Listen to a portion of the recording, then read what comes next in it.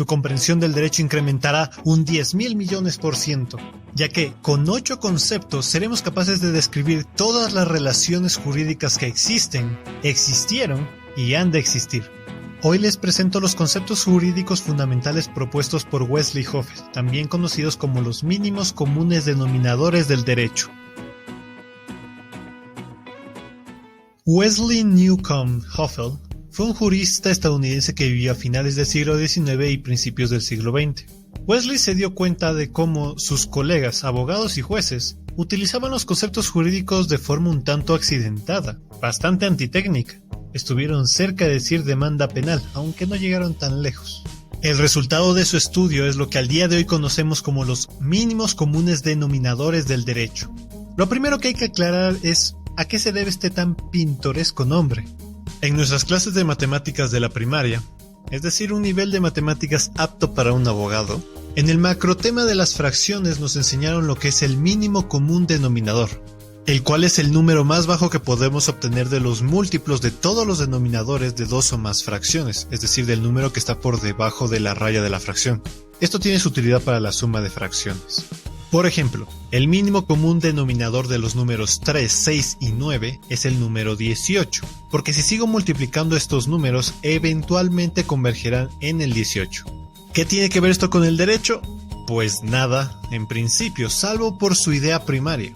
Al final de cuentas, un mínimo común denominador es un punto de convergencia en el cual los demás números eventualmente van a recaer. En tal sentido, nuestros mínimos comunes denominadores del derecho no son más que un punto de convergencia, porque toda relación que pudiera existir en el derecho se puede describir con al menos 2 de las 8 instituciones que describió Hoffel. La primera conclusión a la cual podemos llegar con los conceptos de Hoffel es que en toda relación jurídica existe una modalidad o parte activa de la relación y una modalidad o parte pasiva de la relación jurídica. Entendemos por parte activa aquella persona que tiene el poder, la facultad o la capacidad en la relación jurídica. En contraposición, la parte pasiva es aquella persona que está sometida a dicho poder, facultad o habilidad. Toda relación jurídica funcionará bajo este esquema. Las palabras en azul o parte activa representan un poder, mientras que las palabras en rojo o parte pasiva representan un sometimiento. No pueden existir dos partes activas en una relación jurídica porque no habría una persona frente a la cual ejercer un poder. De la misma manera no podrían existir dos partes pasivas porque no habría un poder al cual estar sometido. Las instituciones descritas por Hoffel se basan en este esquema dual antes explicado y por ende también toda relación jurídica. Una vez aclarado este punto, comencemos con los primeros conceptos. Conceptos 1 y 2. Derecho subjetivo y deber. Como ya lo hemos visto en videos anteriores, un derecho es el poder, la facultad o capacidad de exigir una conducta. Esta conducta puede consistir en un dar, como dar una caja, en un hacer, como construir un edificio, o en un no hacer, como no matar. Ahora bien, esta conducta solo se puede exigir frente a aquel que tenga un deber, que no es más que la ineludible necesidad de realizar la conducta exigida. ¿Qué conducta se debe realizar? Aquella que sea exigida por medio de un derecho. ¿Y a quién se le va a exigir esa conducta? Aquel que tenga un deber. Como se puede apreciar, esto es como una especie de circuito. Se requiere de ambas partes para que funcione correctamente. Debido a su relación de codependencia entre uno y otro como una especie de circuito, Hoffel denominaba a estos conceptos que van en parejas como correlativos, porque requieren del otro para poder existir. Mientras existe un derecho, podrá existir un deber, pero si no existe un derecho, tampoco puede existir un deber, ni viceversa. Con el esquema de exigir una conducta y obedecer una conducta explicamos muchas relaciones jurídicas, pero no nos basta para poder entender la universalidad de las relaciones subjetivas en derecho, por lo cual vamos con nuestra siguiente pareja de conceptos. Conceptos 3 y 4. Privilegio y no derecho. Cuando pensamos en la palabra privilegio fácilmente podemos imaginar a un señor adinerado hablando de sus vacaciones en Dubái, pero esto es más una consecuencia colateral de una de las formas de entender el concepto de privilegio. Si bien la palabra privilegio deriva del latín privilege, que significa ley privada, para explicar la dinámica expuesta por Hoffel no vamos a entender privilegio como un régimen especial distinto al ordinario, sino vamos a comprender este concepto de otra forma. En un sentido negativo, el privilegio es la habilidad, capacidad o facultad de negarme a obedecer una conducta. O para hacerlo más simple, el privilegio en un sentido negativo no es más que la negación de la existencia de un deber. Por eso al privilegio lo podemos también denominar como un no deber, porque niega la necesidad de realizar una conducta. Por eso es que el correlativo de la palabra privilegio es el no derecho, porque si yo niego la necesidad de obedecer una conducta, por consiguiente también estoy negando que alguien me pueda exigir dicha conducta. Entre paréntesis, ¿a alguien se le ocurre una mejor palabra para el concepto no derecho? Que suena bastante cutre. Si a ti se te ocurre algo, déjalo en los comentarios, a ver si le damos una denominación mucho más elegante. Y ya que estás de regreso, no olvides suscribirte, que eso ayuda a una mayor divulgación del derecho en el mundo. Al privilegio también se lo puede entender en un sentido positivo. Como el deber es un vínculo jurídico, lo cual significa que limita nuestra libertad debido a que debemos realizar una u otra acción en algún punto. Como el privilegio niega la existencia del deber, también niega la existencia de este vínculo o atadura jurídica. Por tal motivo, un privilegio entendido en un sentido positivo es la capacidad, habilidad o facultad de realizar el acto que uno desea sin verse constreñido a obedecer la exigencia de otra persona y sin verse atado a la obligatoriedad de una conducta. En resumen, al privilegio lo podemos entender como un no deber porque negamos la necesidad de realizar una conducta exigida y también como una libertad, puesto que conlleva la capacidad de tomar una decisión sin vernos constreñidos a obedecer lo que diga otra persona. Un claro ejemplo de privilegio son los famosos disclaimers que solemos firmar en situaciones que ameritan un riesgo bastante elevado, como es una operación delicada o deportes extremos.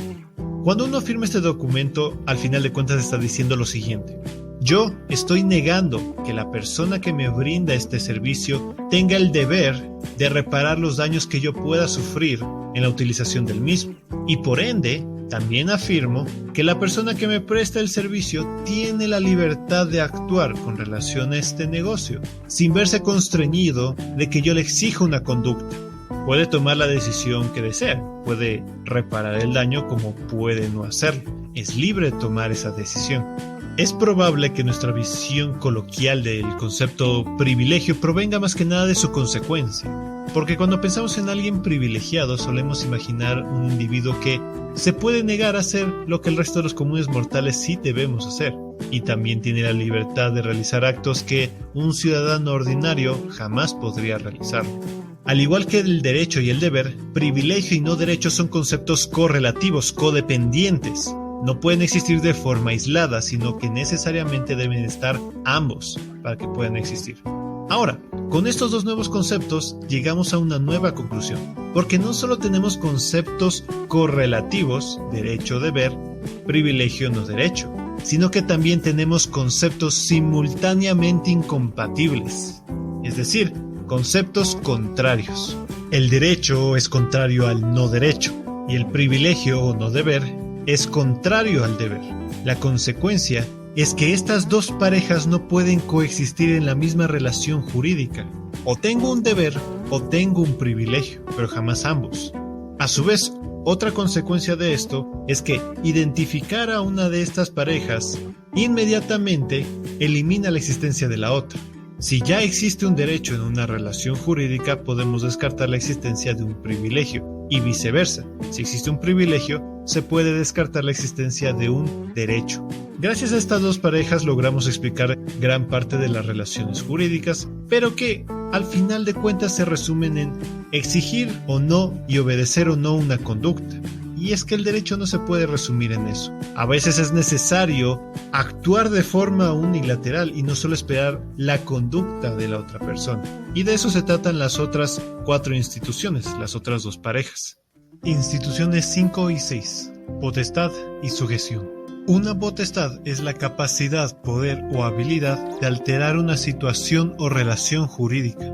La potestad puede alterar una situación jurídica de forma unilateral, de tal forma que ya no se necesita exigir una conducta, ni mucho menos esperar a que otra persona acate dicha exigencia. Un claro ejemplo de esto es el policía, el cual, si llega a ver el supuesto cometimiento de un delito, Al supuesto criminal no le va a decir, le exijo que se vaya a la jefatura porque le iniciamos un procedimiento, porque claro, se le va a reír en la cara. No, el policía, más allá del protocolo de uso progresivo de la fuerza, lo que tiene que hacer es arrestar al individuo, en contra incluso de su voluntad. Como se puede ver, a esta persona cambiaría su estado de estar libre a estar privado de su libertad, al menos la libertad de movilidad.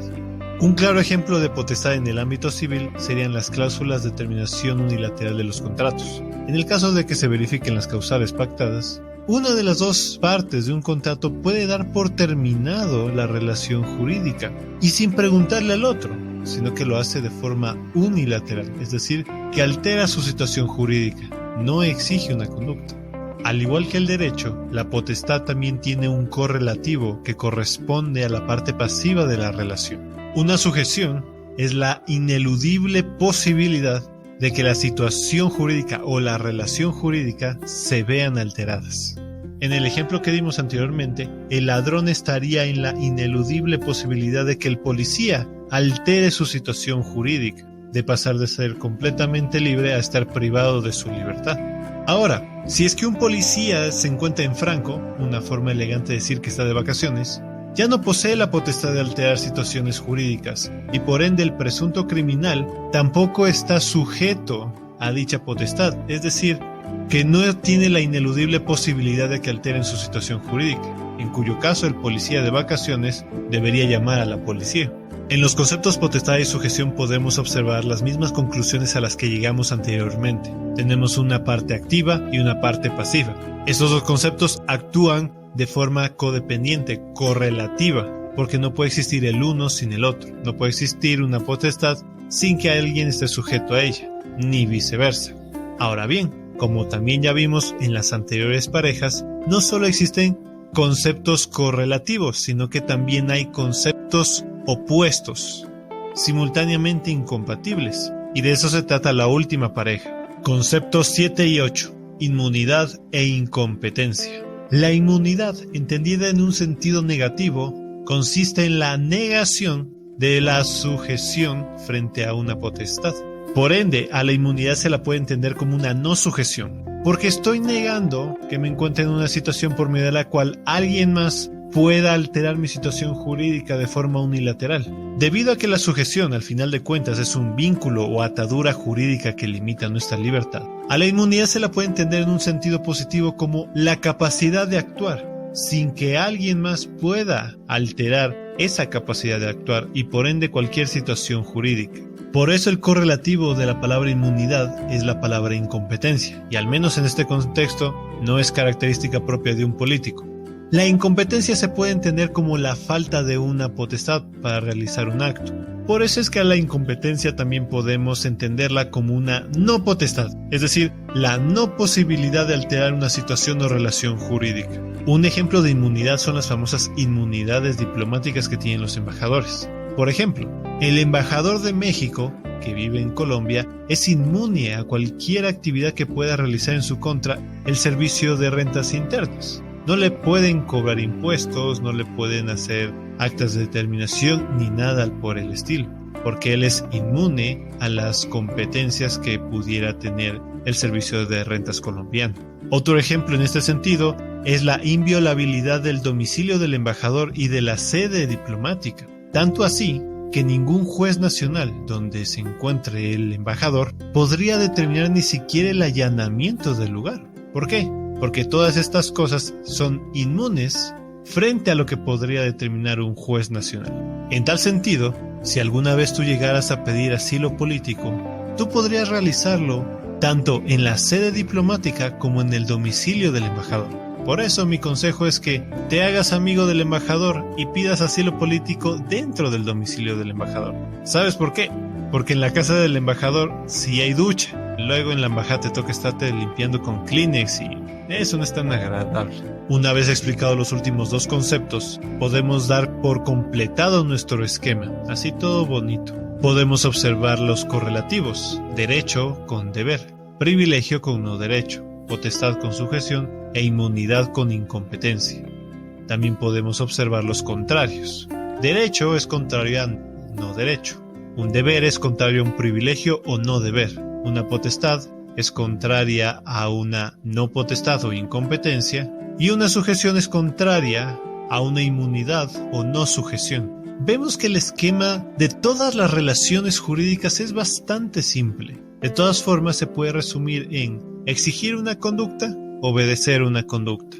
Tener la libertad de no obedecer una conducta, no poder exigir una conducta. Alterar una situación jurídica, estar sujeto a la alteración. Ser libre de actuar y que nadie altere mi situación jurídica, y no poder alterar una situación. Sé que suena bastante repetitivo, pero en general el esquema se basa en dos ideas simples: exigir una conducta o alterar una situación, y sus diferentes ramificaciones que lo hemos explicado en este video. Una vez expuesto todos los conceptos jurídicos fundamentales de Hoffel y cómo funcionan, es importante hacer dos aclaraciones. En primer lugar, y si eres estudiante de Derecho, cabe mencionar que no te van a enseñar con los dibujitos que te he mostrado, sino que más bien el esquema que te han de enseñar se parece más a este mapa conceptual, con los conceptos correlativos en la parte superior y los conceptos contrarios en la parte inferior. Sin embargo, me parece que es más didáctico la forma en la que lo he presentado, con las líneas amarillas para determinar los correlativos y las líneas rojas para evidenciar los conceptos contrarios. La segunda aclaración es que los conceptos jurídicos fundamentales por Hoffel, o mínimos comunes denominadores, lo que hacen es describir las relaciones jurídicas, cómo interactúan los sujetos en el derecho. Y el estudio de los fundamentos del derecho no se puede limitar únicamente a ello, porque fácilmente excluimos otras instituciones que escapan por fuera de los conceptos determinados por Hoffel. Por eso, en el siguiente video de los fundamentos del derecho, estudiaremos uno de los conceptos más importantes de un jurista que ya ha estado en el canal. En pocos minutos lograremos resumir la teoría pura del derecho de Hans Kelsen, pero eso será para un próximo video. Sin más que decir, muchas gracias por ser parte de Código del Derecho y por todo el tiempo que has invertido en ver este video.